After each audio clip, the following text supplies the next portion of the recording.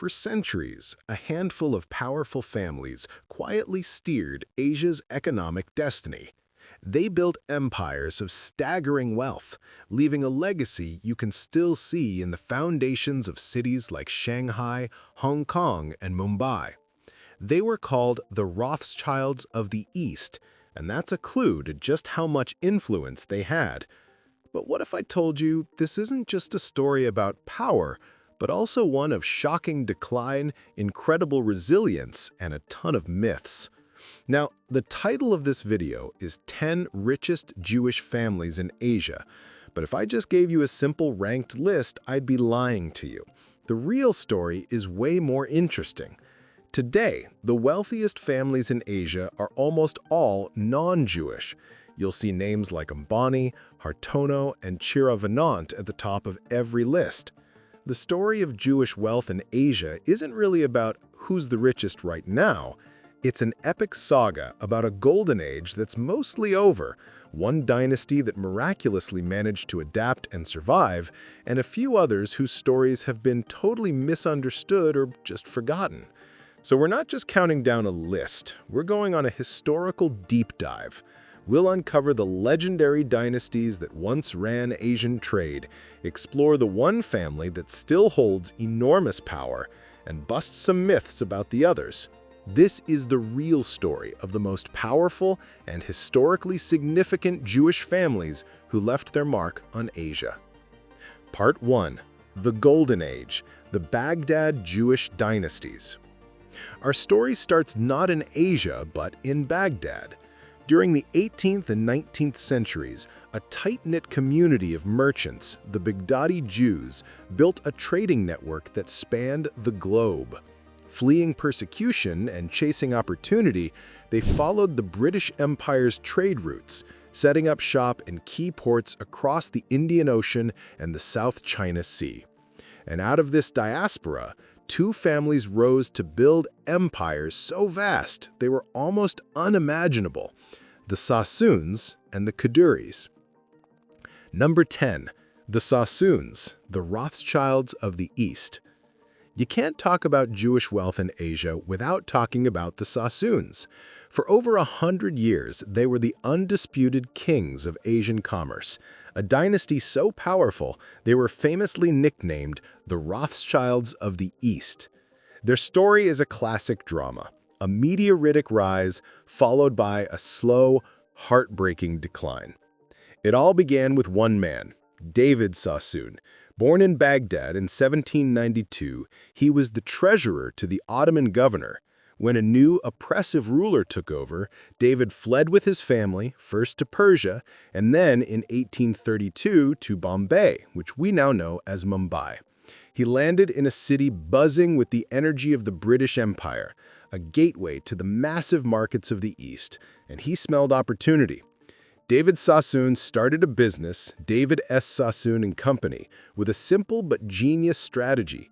He staffed his operations with people he trusted, almost all of them fellow Baghdadi Jews he brought over from home.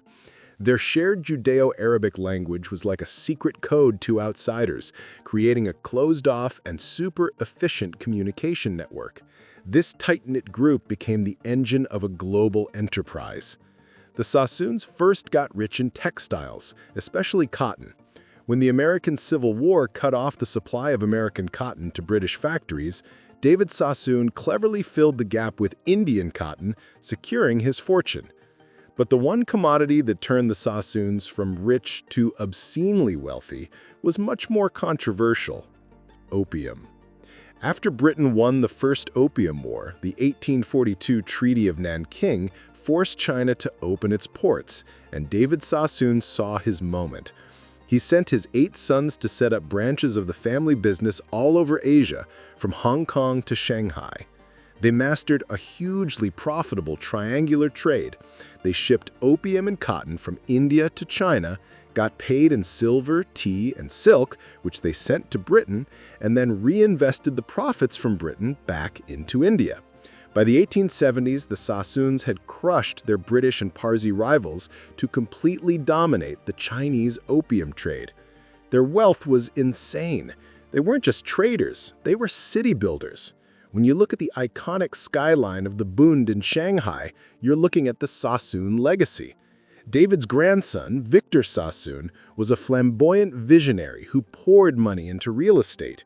He built the Cathay Hotel, now part of the Fairmont Peace Hotel, a stunning Art Deco masterpiece. He also built Sassoon House, which is now the north wing of the Peace Hotel. In Mumbai, their impact is just as clear. They built schools, hospitals, synagogues, libraries, and docks. They were philanthropists on a massive scale, supporting Jewish communities across Asia and earning a reputation for giving a job to any Jew who needed one. The family crest even had a poppy, the source of their opium fortune, showing they were proud of their business and had no moral hang-ups about how they made their money. But empires built on a single controversial trade are rarely built to last. The 20th century hit the Sassoon dynasty with one blow after another. The opium trade was outlawed in 1917, forcing them to double down on real estate and other investments. Some parts of the family moved to England, blended into high society, and lost the tight-knit identity that made them so strong. The family firm even split into two rival companies after a family feud.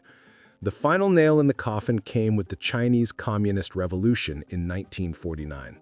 The new government seized their massive properties in Shanghai, the crown jewels of their empire. What was once one of the biggest private fortunes in the world was scattered. And while some Sassoon descendants are still wealthy today, the grand dynasty that once ruled Asia is just a shadow of its former self. It's a powerful reminder of how even the greatest fortunes can be washed away by politics, changing times, and losing the very identity that built them. Number 9. The Kadoorie family, the enduring empire. While the Sassoon Empire crumbled, another great Baghdadi Jewish dynasty didn't just survive, it thrived. The Kadoorie family adapted to the chaos of the 20th century and built an empire that's still going strong. Their story is closely linked with the Sassoons, and they are, without a doubt, the most significant and wealthiest Jewish family in Asia today. Like the Sassoons, the Kadoories came from Baghdad and moved to Mumbai before heading to Shanghai. Eli Kadoorie and his brother Ellis actually started out as clerks for the Sassoon Company, learning the business from inside the great dynasty. But where the Sassoons kept most of their eggs in the Shanghai basket, the Kadoories made a few key moves that would end up saving them. While they also built famous landmarks in Shanghai, they began shifting their focus to Hong Kong. This pivot was the masterstroke that let them avoid the Sassoons' fate.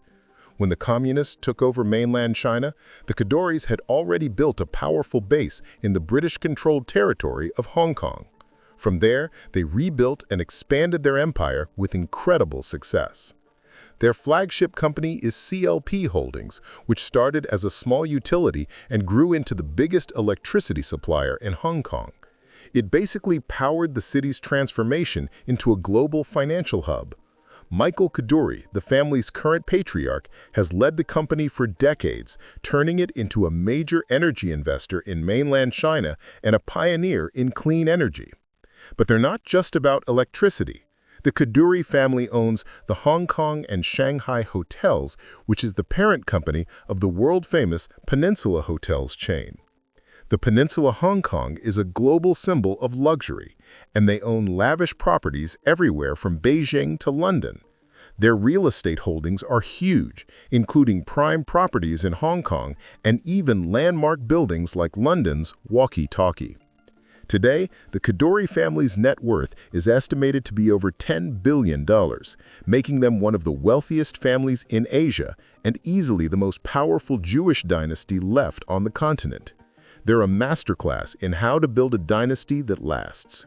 Where the Sassoons were flashy and tied their fortune to a risky commodity, the Kadoories built their empire on essential services and long-term thinking. They built a reputation for stability, public trust, and smart adaptation. Their lasting success is a stark contrast to the fall of their old bosses, the Sassoons, and it proves that in the game of dynasties, being able to adapt is worth more than the size of your initial fortune. Part 2. The other pioneers, shaping cities and industries. The Sassoons and Kaduris were the titans, but they weren't the only ones. The Baghdadi Jewish diaspora created several other influential merchant families. While they didn't get quite as rich, they were still a huge part of the economic engine of colonial Asia. Their stories are key to understanding the full picture, even if their names aren't on any richest lists today. Number 8. The Gubby family, merchants of the East. The Gubby family was another major Baghdadi clan that moved east, setting up in the trade hubs of Calcutta and Bombay.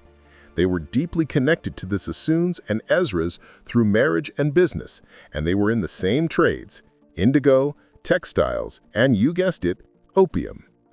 In Calcutta, figures like Elia Shalom Gubby became top merchants and major real estate investors, weaving themselves into the city's commercial and social fabric. David Aaron Shalom Gubby is even said to have helped found the Calcutta Stock Exchange. The Gubbys were also philanthropists who started schools and synagogues, and they were very involved in the city's civic life, often acting as trusted go-betweens for the British administration. Their business network was global, with family and contacts in England, Singapore, Hong Kong, and Shanghai. But, like a lot of the smaller merchant families, their fortunes were tied to the colonial era.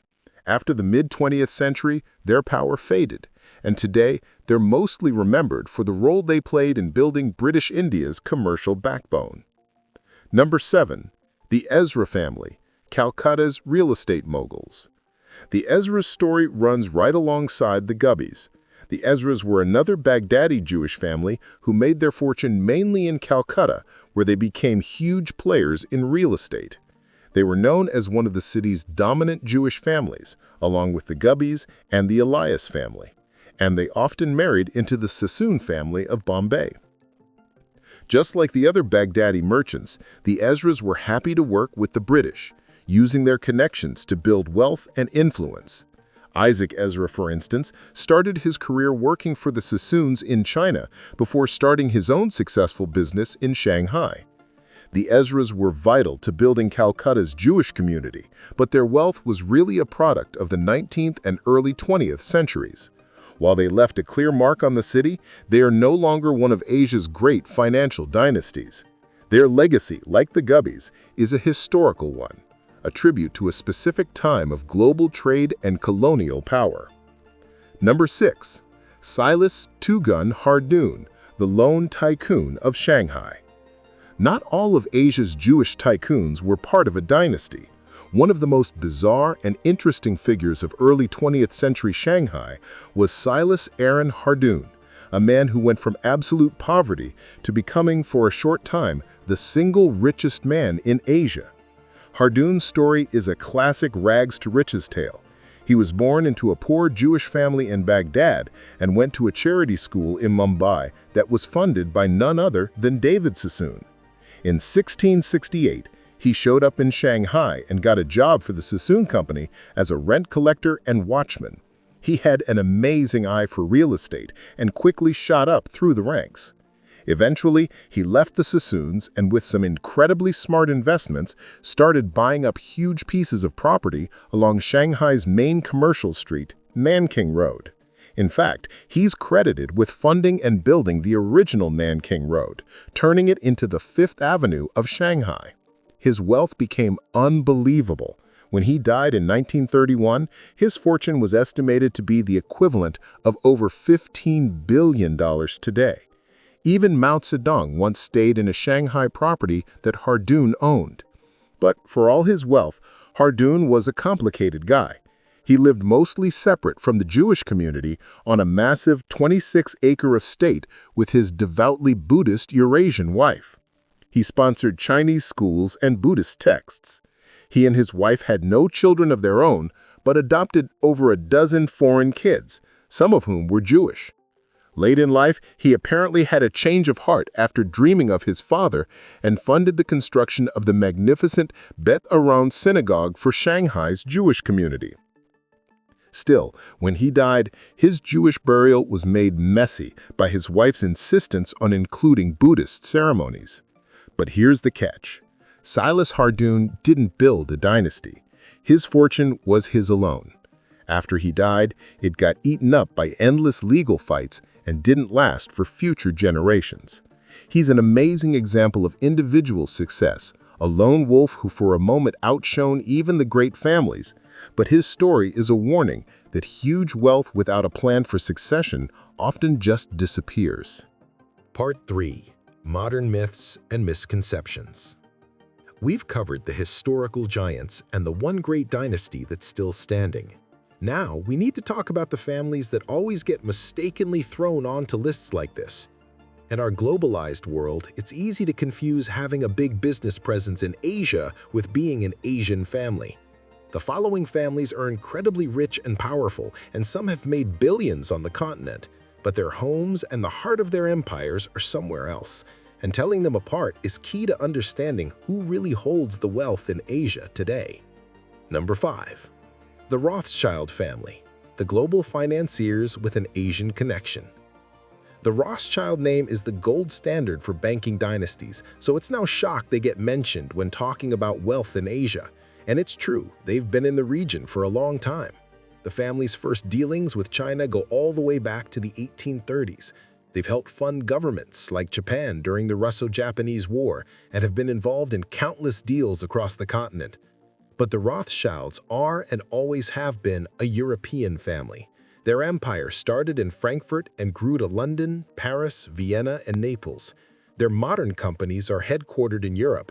They have offices in Shanghai, Beijing, and Hong Kong and do a lot of business there. But they are European financiers doing business in Asia. They're not an Asian dynasty like the Sassoons or Kadoris. Number 4. The Adelson family, the casino kings of Macau and Singapore. No one has had a bigger financial impact on modern Asia than the late Sheldon Adelson. A self-made American billionaire from Boston, Adelson saw the massive potential of the Asian gambling market and made a bet that paid off like almost nothing in history. After the Chinese government opened up Macau to foreign casino operators, Adelson's Las Vegas Sands Corporation swooped in. He opened the Sands Macau in 2004, and it made back its $250 million construction cost in the first year. He followed that up with the Venetian Macau, a $2.4 billion mega resort that turned the city into the undisputed gambling capital of the world, with revenues that dwarfed the entire Las Vegas Strip. His next project, the Marina Bay Sands in Singapore, with its iconic sky park, became one of the most profitable and recognizable buildings on Earth. Asia made Sheldon Adelson richer, faster than almost anyone in history. When he died, his fortune was over $26 billion. His widow, Miriam Adelson, inherited the empire and is one of the world's richest women. But even though they made most of their money in Macau and Singapore, the Adelsons are an American family. Their empire was born in Las Vegas, their HQ is in the US, and their political influence is focused on American and Israeli politics. They're a perfect example of a Western family with a gigantic Asian business, not an Asian dynasty. Number 3. The Safra family, the banking titans with an Asian foothold. The Safra family is another legendary Jewish banking dynasty, famous for being intensely private and incredibly wealthy. Their story starts in Aleppo, Syria, during the Ottoman Empire, where they financed camel caravans. Jacob Safra later moved the family's business to Beirut and then, in a crucial move, to Brazil in 1952. From their base in Brazil, the Safras built a global banking and investment empire with major hubs in Switzerland and the United States. They're famous for their private bank, J. Safra Saracen, and for owning iconic real estate like the Gherkin Building in London. While their global company definitely serves wealthy clients in Asia, their core business, their history, and their family home are in Brazil and Europe. Calling them an Asian family just doesn't fit. They're a global dynasty with roots in Syria and hubs in Brazil and Europe that happens to do business in Asia. Number 2. The Werthemer family, the French luxury empire. The Werthemer family is one of the richest in the world because they privately own one of the most iconic luxury brands ever, Chanel. Brothers Alain and Gerard Werthemer inherited the empire from their grandfather, Pierre, who was one of Coco Chanel's earliest business partners. Chanel is a global monster, and its sales in Asia, especially in China, Japan, and South Korea, are a huge part of its revenue. The demand for Chanel's clothes, perfumes, and accessories in Asia adds billions to the Wertheimer's fortune. However, the family is French, and their wealth isn't from Asia. They're a European dynasty whose product is a massive hit in Asia. Putting them on a list of richest Asian families would be like calling the owners of a German car company an Asian dynasty just because they sell millions of cars there. The connection is all business, not dynastic. Number 1. The Reichmann family, the Canadian property giants. The Reichmann family is famous for building one of the world's biggest real estate development companies, Olympia and York. They came from a family of ultra-Orthodox Jews in Hungary, survived the Holocaust, and eventually settled in Toronto, Canada. From there, they built a property empire that included huge projects like the World Financial Center in New York and Canary Wharf in London. In the 1990s, the company had a spectacular collapse, but the family managed to claw back a significant fortune over the years. Their link to Asia is much weaker than the others in this section. They had some business deals on the continent, but it was nothing compared to their main operations in North America and Europe. Their story is a drama of fortune built, lost, and partially regained, but it's a Canadian and European story, not an Asian one. So, as you can see, the story of Jewish wealth in Asia isn't a simple top 10 list. It's an epic tale, dominated by the spectacular rise and fall of the Sassoon dynasty, the Rothschilds of the East, who built cities and controlled trade, only to have their empire crushed by the forces of history. It's the story of the Kadoories family's incredible grit. They learned from the Sassoons, zigged where they zagged, and built a multi-billion-dollar empire that's still a powerhouse in Hong Kong today. And it's a story packed with colorful characters like Silas Hardoon, the lone wolf who became Asia's richest man, only to have his fortune evaporate because he never built a dynasty to continue it. We've also seen how today's wealth landscape is run by non-Jewish families like the Ambanis, Hartonos, and Kwaks, who hold the top spots in Asia's rich lists. The story has changed. The golden age of the Baghdadi merchants is over, replaced by a new era of industrial and tech titans. And that leaves us with a final and interesting question. What's the real way to measure a dynasty's legacy? Is it the money they have today, or the world they helped create yesterday? The Sassoons' vast fortune is gone, but their name is literally carved into the buildings and history of Mumbai and Shanghai. The Kadoories are thriving right now, powering a modern city. Their stories teach us just how fragile fortune can be, how powerful change is, and how a legacy can sometimes outlive the money that built it.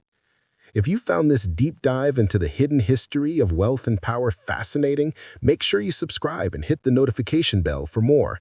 And let us know in the comments which of these family stories surprised you the most. Thanks for watching.